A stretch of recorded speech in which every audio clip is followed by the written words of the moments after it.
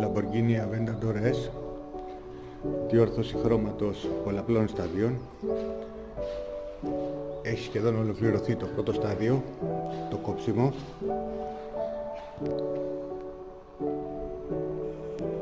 Απομένει μόνο η πόρτα του συνοδηγού και το πίσω φτερό, με σοβαρή ζημιά σε όλο το αυτοκίνητο.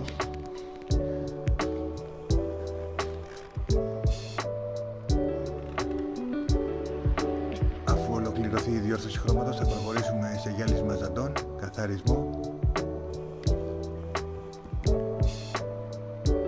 και προετοιμασία για κεραμική επίστρωση.